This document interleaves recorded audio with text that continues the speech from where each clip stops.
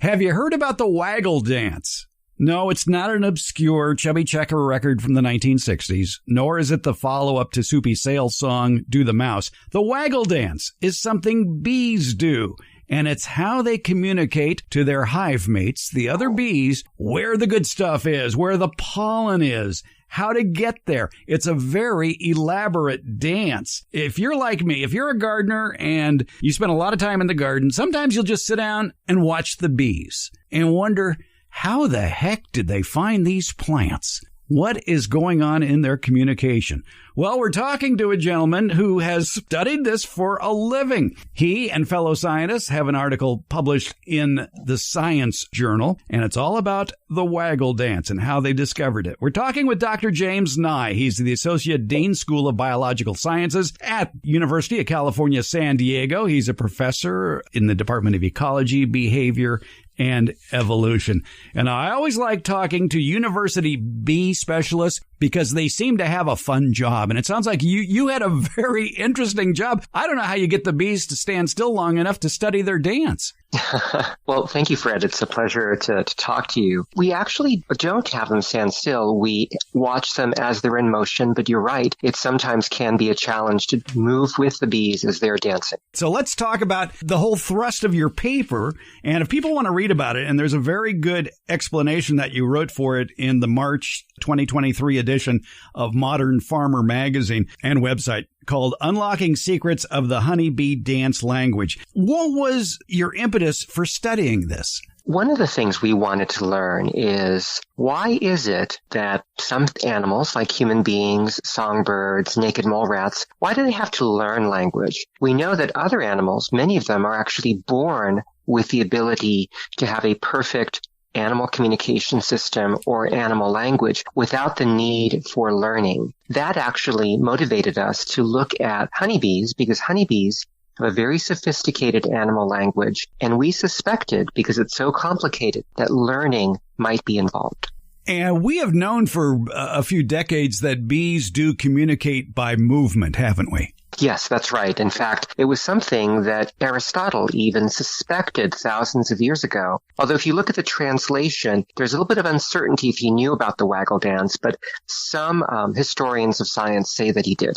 And it truly is a waggle dance. It is a shake your booty. But what is amazing is the amount of information that is communicated by a bee to the fellow bees about where the pollen is and how to get there. It's true. It is remarkable. And it's the most complex example of animal language that communicates something like location that we know of. And also, according to your paper, the quality of a resource. That's right. When bees are repeating this figure-8 motion multiple times, the more times they repeat it, the higher the quality of the resource. And there are two motions. There's the waggle phase. If you imagine the bee as a little arrow, she's running forward with her head pointed forward, and her abdomen is waggling. So that's called the waggle run, because she's running while waggling. And then there's something called the return phase, where she's returning back in a semicircle, and that creates one half of the figure-8. And that return phase is faster the more excited she is about the food. So it's almost as if she's more eager to come back and do more waggles. And this isn't just happening at the hive either. I mean, anybody who's sat for a while and watched bees at work, they'll sometimes think, oh my goodness, I'm going to be stung. Look at that bee as it's going after that pollen, shaking its butt at me like it's getting its stinger ready to come at me. But they're just communicating. They would normally do this only at the nest, but it's true that they can sometimes do it, especially when the nest is crowded, on the outside of the nest. So if you have a standard wood box kind of on the board standing in front, but typically they're going to be doing it inside the nest. You can see a bee flying around and moving at food sources, but that's not the waggle dance. That's something very different. Oh, maybe they are going to sting me after all. It could be, yes. Now, by the way, let's figure out the sex of bees here that do go out foraging. Are they females or males? All the bees that are foraging or doing any work at all are females. The males only have one job, and when that job is done, they die. Oh, okay. Sad life, but oh well. The Waggle Dance and the intricacy of their instructions are dependent upon not only being born with some of that knowledge, but also learning tips from others. That's right. The honeybees in a colony we discovered are actually learning how to dance from older and more experienced honeybees. That's great. As long as I guess there are older bees around now. You've done experiments where you have isolated the bees from the older generation. That's right. And it's very interesting. Honeybees have division of labor, meaning that they do different jobs depending on how old they are. When honeybees first emerge as adults, they start off as nurse bees. They're taking care of the larvae and also the queen. Then as they get older, into their teenage days, you might say, because they don't live for years, they live for about 35, 45 days, they start taking out the trash and building the comb, doing chores around the house. And then finally, when they get older, they start to work as a guard bee and as a forager. And of course, as a forager, then they start to waggle dance. So the key is, if you start out with a colony that's created only with day-old bees, they are all the same age, and then they're going to march through this progression of jobs with each other. So they really have no opportunity to observe waggle dancers because no one in the colony is of waggle dancing age. So I would imagine that group wasn't very successful. They actually were able to produce waggle dances that we could definitely recognize.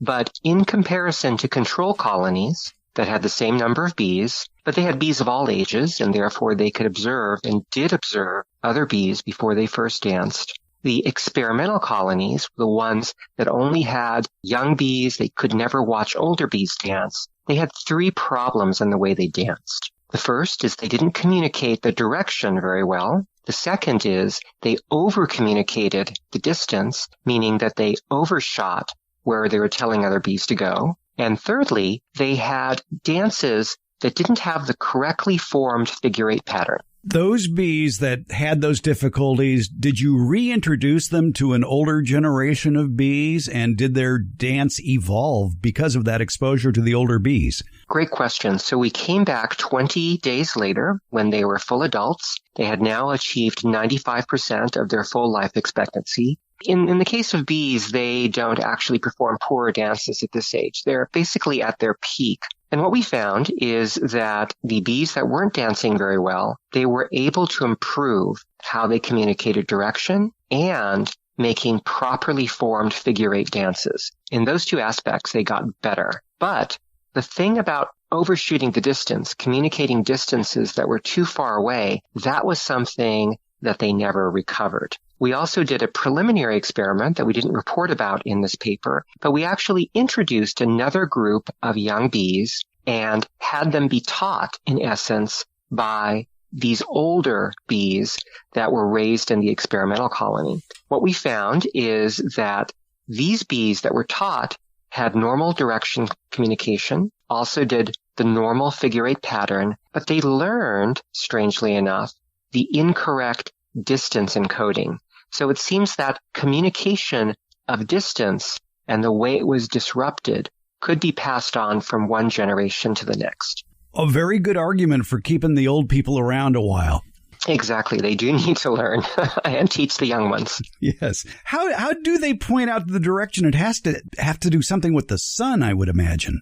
Yes, but I think the easiest way to think about it is what the dance probably was before it evolved its more complicated state. All honeybee species can produce the waggle dance, and all of them can do it on a horizontal surface, literally pointing at the direction of the resource. So I think that that's the easiest way to think about it. Imagine that the honeybee, she's a little map maker. And what she's doing with her body is she's pointing forward with her head like an arrow, and she is pointing in the direction of the food source. So literally, if the food source is north, she's pointed north. If it's east, she's pointed east. Now, in that waggle run, she's pointing in the direction, but also the farther away the food source is, the longer the waggle run. So, for example, if the food source is a mile away, she might be waggling about 1 second, but if it's 2 miles away, she might be waggling for about 2 seconds. So she's kind of showing in this little arrow that she's drawing the direction and how far away it is. It's amazing. But you had brought up gravity, which is a really interesting point. So what if you can no longer dance pointing directly at the food source? Honeycombs are vertically oriented. And in this case, they do a transposition, and that's a kind of fancy word, but basically, if they're dancing on a vertical surface, and this is normally in the darkness of the nest, if they are dancing with their head like an arrow pointed straight up, it means fly in the direction of the sun. Now, I don't mean fly into the sun, but I mean fly in the direction of the sun. So imagine the sun on the horizon, and you are going to fly towards the sun on the horizon, and that will give you the right direction. Now, what about if the food source is opposite the direction of the sun? It's 180 degrees opposite the sun. Then the dancer will dance with her head like an arrow, pointing straight downwards when she is inside the hive. Let's say the food source is 45 degrees to the left of the sun. Then she dances 45 degrees to the left of the upright position. I would think that bees start their day when a certain temperature is reached, or do they start their workday when the sun is out?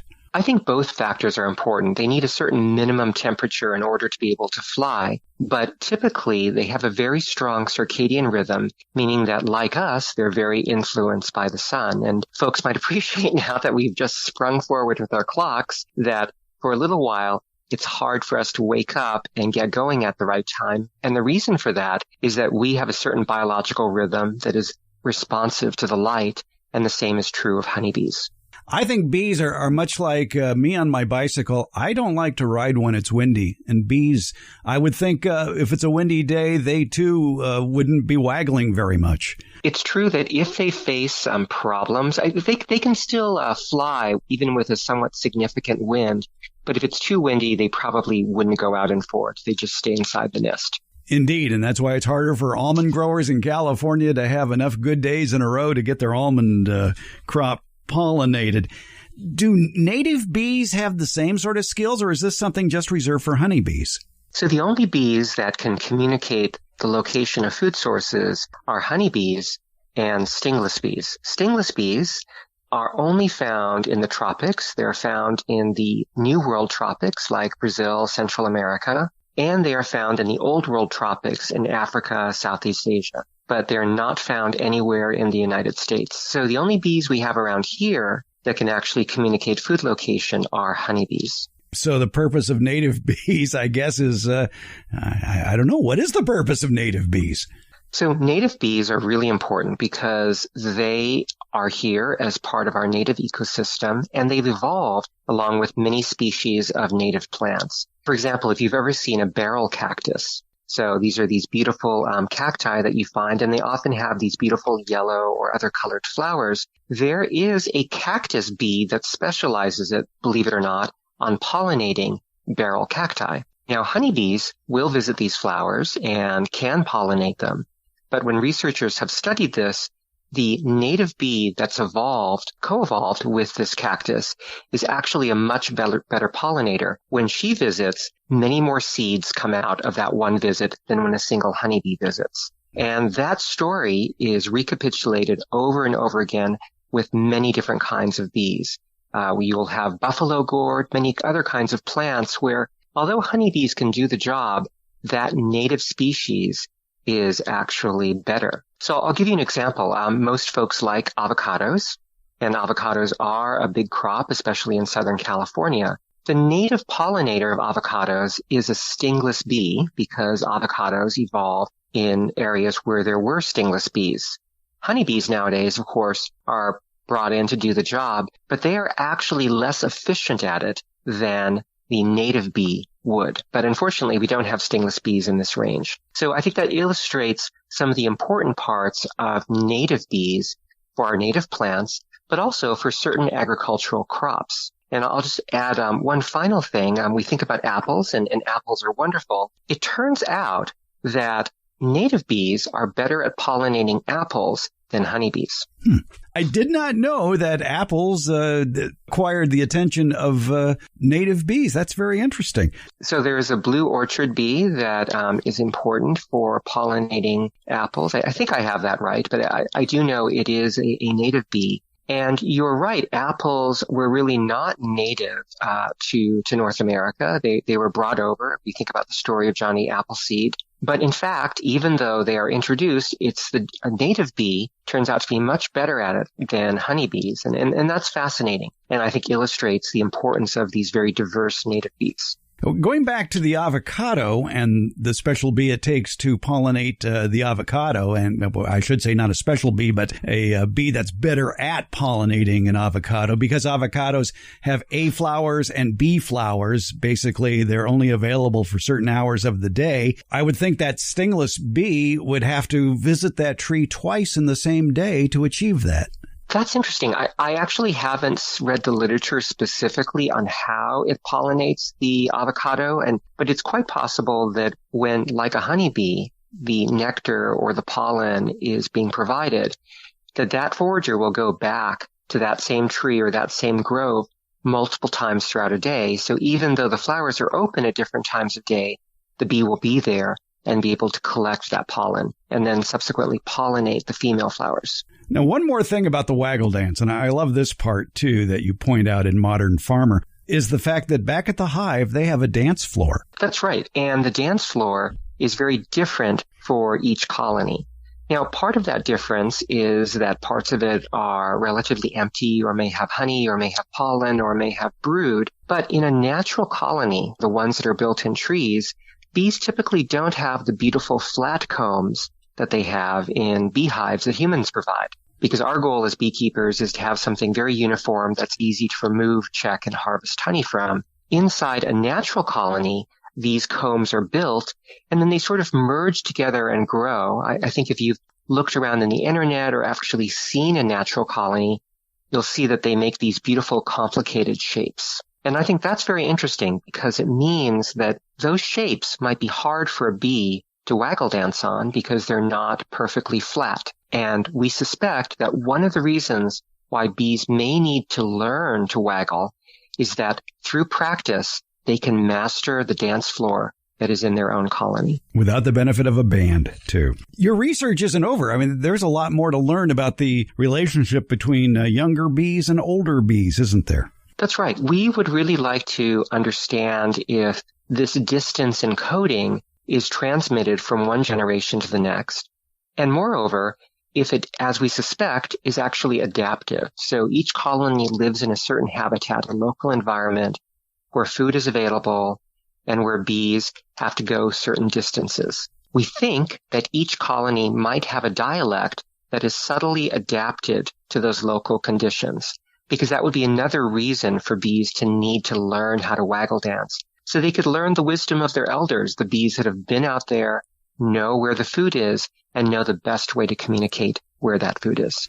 Just another example of the commandment, honor thy father and thy mother. Yes, exactly. Very important. Yes, indeed, it is. You can read more about what Dr. James Nieh wrote about regarding the waggle dance, bees, and pollination by visiting modernfarmer.com and reading about Dr. Nieh's article that he wrote for The Conversation that was reprinted by Modern Farmer. Or you can go back to the very source work that they published in Science magazine, the March 2023 edition of Science, about social signal learning of the waggle dance in honeybees. Why are we talking about this? Because 1 out of every 3 bites of food that you stick in your mouth comes to you courtesy of a bee. Without bees, we wouldn't have much food. You want to disagree with that? No, I totally agree that bees, honeybees, and native bees are very important for our food. Dr. James Nieh is with UC San Diego. He's the Associate Dean of the School of Biological Sciences. He is a professor of the Department of Ecology, Behavior, and Evolution. And it's just a fascinating study about how bees communicate by basically shaking their booty. It's the waggle dance. Dr. Nieh, thank you so much for all this good information. Thank you. It's been a pleasure. And thank you for being interested in this story.